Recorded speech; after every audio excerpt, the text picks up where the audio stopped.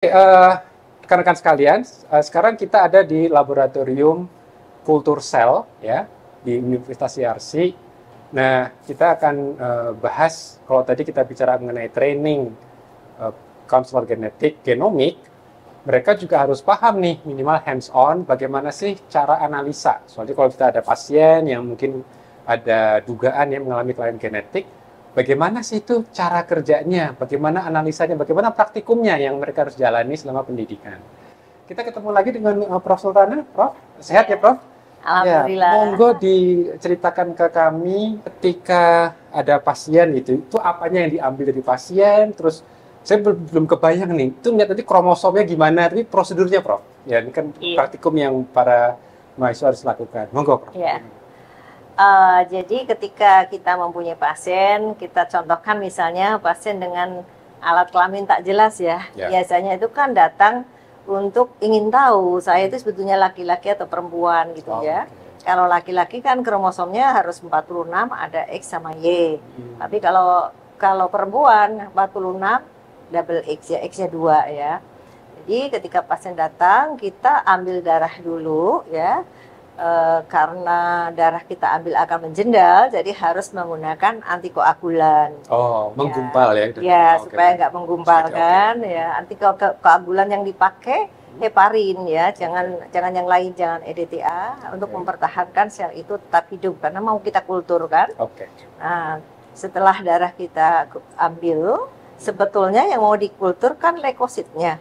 Karena eritrosit kan tidak berinti, nggak mungkin bisa dihidupkan di dalam inkubator ya. Sekedar biologi nih. Iya. Bukan eritrosit, bukan Iya. darah merah, tapi yang darah putih ya Prof. Iya sebetulnya, tapi kita boleh mengambil darah whole blood ya, jadi Whole blood, seluruhnya. Oke. Kemudian kita bisa langsung malah dikocok, ditetesin aja, kan di situ juga ada leukosit dan karena sudah ada heparin kan dia nggak jendal, sudah cair ya.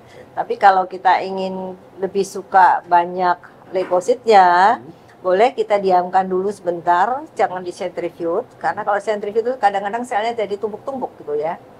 Ya, jadi kita biarkan aja, setengah jam aja kan sudah terjadi endapan dari eritrosit. Oke. Nah, terus kita ambil di bagian tengah. Kalau yang bawah eritrosit, yang bagian atas adalah plasma.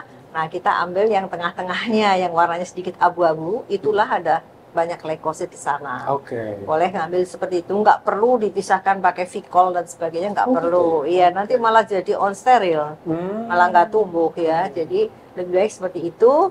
Kita teteskan di dalam media, ya, bisa pakai tabung disposable biasa ya. Media itu hanya sebagai tempat tinggalnya sel ya, tapi untuk hidupnya dia butuh serum. Jadi kita kasih FPS ya. Kemudian untuk bisa tumbuh membelah tambah banyak karena kita butuh banyak sel kan, kita beri PHA. Jadi yang fungsinya untuk meningkatkan mitosis gitu loh. Kita beri PHA, jadi ada 3 komponen yang harus dimasukkan ya. Tentunya di dalam media itu biasanya sudah mengandung vitamin untuk tumbuhnya sel, juga mengandung antibiotik untuk mencegah infeksi ya. Setelah itu kita kultur di dalam inkubator ya, ini di sini ada inkubator ya. Nah, lebih bagus kalau pakai CO2 inkubator Inkubator ini ya. Ya, tapi inkubator biasa juga bisa ya. CO2 inkubator terutama kalau kultur jaringan itu lebih bagus dengan menggunakan CO2 inkubator. Nah, kita kultur selama 72 jam atau 3 hari. 3 hari. Ya, dengan pertimbangan kalau sudah 3 hari itu stadium metafase yang terbanyak saat itu. Kalau kita kulturnya nggak sampai 70 aja, misalnya keburu-buru baru 2 hari ya udah dipanen, boleh juga, enggak apa-apa. Tapi kadang-kadang jumlah metafasenya nggak banyak, karena kan kita butuh metafase banyak ya untuk menganalisis. Nggak bisa cuma 1-2 sel. Untuk satu pasien tuh harus minimal 20 metafase baru dianggap valid diagnosis. Ya. Nah setelah itu kita panen sebelum kita keluarkan dari inkubator, kita kasih metafase arrest. Jadi untuk menghentikan pertumbuhan selnya ya. Kita beri kolsisin atau kolsemid ya. Kita kembalikan ke dalam inkubator ya, kurang lebih setengah jam.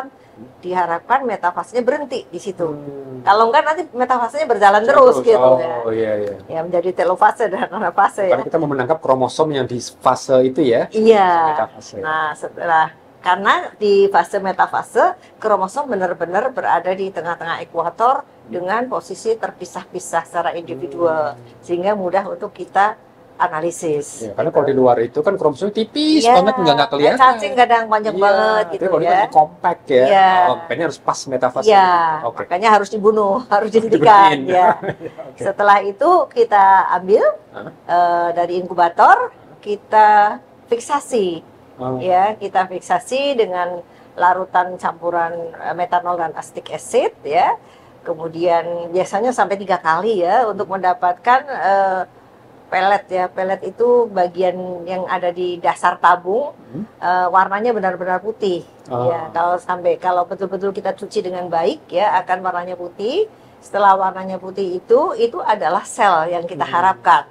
Nah, kemudian kita buang cairan yang di atasnya, karena nanti terlalu encer Pak kalau nggak dibuang ya. Dibuang tinggal sedikit lah, mungkin hanya 1 mili gitu.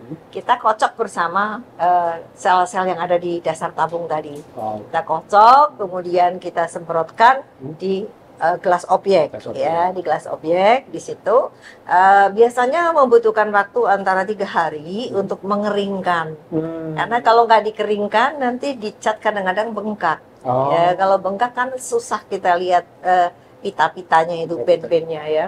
Jadi kita biarkan dulu. Kadang-kadang kalau keburu banget ya kita taruh di hot plate, dikeringkan dengan pemanasan ya. Nah, setelah 3 hari baru kita lakukan pengecatan gimsa. Ya, tetapi standar internasional itu harus gimsa bending. Jadi harus pakai belang-belang, tidak boleh gimsa yang full solid ya. Ya, untuk membuat bending kita memberikan enzim ya, pakai enzim trypsin sehingga dia nanti akan memecah-mecah protein sehingga bentuknya nanti berbelang-belang. Nah, belang-belang itu adalah baku. Artinya semua kromosom manusia belangnya sama gitu ya. Nah, kepentingannya ada belangnya untuk dicocokkan. Belangnya normal sama dengan orang lain, apa beda? Misalnya beda, ada yang hilang, 2 belangnya hilang. Nah, kita sebut sebagai delesi. Nah, itu pasiennya mestinya tidak normal. Nah, kalau tadi pasien yang datang adalah mau tanya saya laki atau perempuan, ya kita mudah tinggal cari ada X apa Y. Ya, tapi hati-hati, ada kemungkinan X-nya double atau Y-nya double. Ya kan kelainan ya. Pasiennya kan juga dengan kelainan ya, yang disebut dengan Klinefelter. Kan maksudnya nggak 46. Jadi normalnya itu kalau laki kan 1X 1Y, kalau perempuan 1X 1X.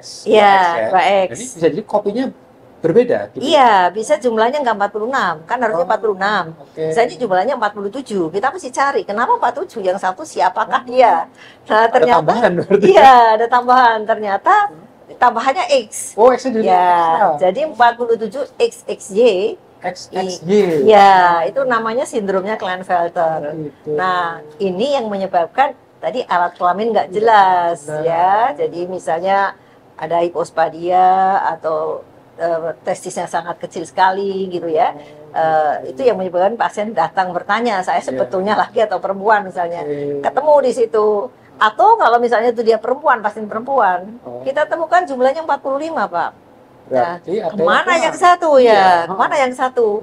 Ternyata jumlahnya 45 hanya punya 1X. Harusnya 2 normalnya. Harusnya 2. Tapi cuma 1. Iya, itu namanya 45X kan? Ya, kadang ada orang yang menyebut 45XO. Karena 01 kan? Nah, sindromnya adalah Turner syndrome. Itu biasanya datang perempuan juga itu tidak di alat kelamin tapi di pertumbuhan tanda-tanda kedewasaan yang tidak muncul. Misalnya perempuan dewasa tapi tidak ada payudara misalnya gitu ya.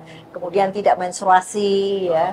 Biasanya adalah yang disebut Turner syndrome. Jadi gini Prof, jadi ketika pasien datang, coba kita lihat lagi, datang diambil darahnya nih Prof. Nah, dari darah itu larinya kemana, Prof? Ke biosafety cabinet ini atau bagaimana? Iya, iya, langsung di kita- biosafety cabinet karena kan harus steril, Pak. Harus Kalau steril di ya? luar nanti nggak steril. Oh, jadi Jadi tabung buka tabungnya juga di dalam. di dalam sini. Iya, Oh. iya. Terus operatornya juga tangannya harus Nah, bersih. pakai ini ya, pakai Ya. sarung tangan Ya, juga ya, seperti yang ya, mahasiswa kita. pakai sarung tangan. Kalau sarung tangannya nggak steril, tambah alkohol. Oh, Ya, tambah untuk alkohol. memastikan ya, tidak ada. Karena kalau Kemudian pipetnya mau pakai pipet yang disposable. Sekarang orang pada senang pakai disposable. ya, Ya, tapi boleh pipet kaca yang sudah di autoclave. oh, zaman sekarang masih ada, Prof? Masih. Masih ya? Masih Karena ada. hemat juga ya, pakai kaca. Ya. Nanti mahasiswa kalau udah betul-betul hands on kan jadi paham juga ya. Ya. Jadi kalau misalnya mereka kembali ke rumah sakit masing-masing, Iya. mereka tahu bagaimana setup laboratoriumnya, Ya. mungkin apa yang diperlukan, ya, inkubator, Ya. biosafety cabinet. Nggak terlalu mahal alat-alatnya sebetulnya ya. Yang mahal skill. Oh, Bagaimana membaca kromosomnya itu ya. Nah. Kalau cuma kultur sampai panen Ah. itu gampang kan? Itu kultur sel biasa, standar. gitu. Ya, setelah selesai sampai panen, sampai istilahnya spreading sudah disemprotkan di objek kelas. Ah. Siapa yang mau membaca? Nah, itu yang kritisnya di situ. Iya. Oke. Baik, Prof, makasih. Coba nanti kita mau berikutnya melihat bagaimana itu untuk analisa kromosomnya. Ya. Ya. Ya, makasih. Ya, jadi kita lanjutkan mengenai analisa kromosomnya, Prof. Ya. Jadi kalau tadi itu kita tumbuhkan selnya supaya kita bisa juga nangkap di fase metafase, jadi kromosomnya udah mulai kompak. Nah, itu kan harus divisualisasi ya, Prof, Iya. gitu ya. Nah, itu bagaimana, Prof?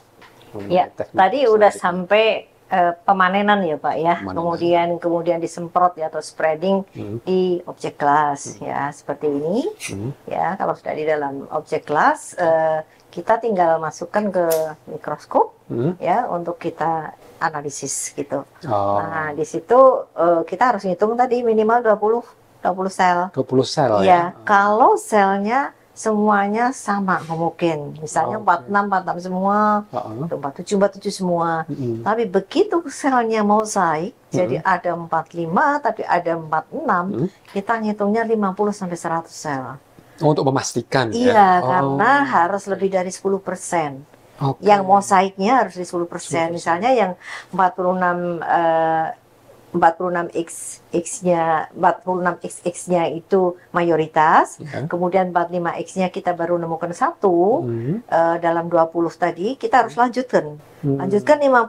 Kalau 50 sudah dapat lebih dari 2, stop. Hmm. Tapi kalau cuma 2 masih nggak yakin, bisa lanjut sampai 100. Ya kan, ya, internasional sudah nggak bisa dirubah oke, ya. oke. Polanya apakah sama dengan katakan kalau kita belum terbiasa bisa pakai ini, Heeh. pakai apa contoh ya, Ha-ha. contoh karyotip yang normal gitu ya, Oh. untuk melihat oh ternyata Kalau nggak kromosom. salah tuh ada berita yang menemukan pola jumlah kromosom tuh orang Indonesia, Prof. Iya, betul itu ya?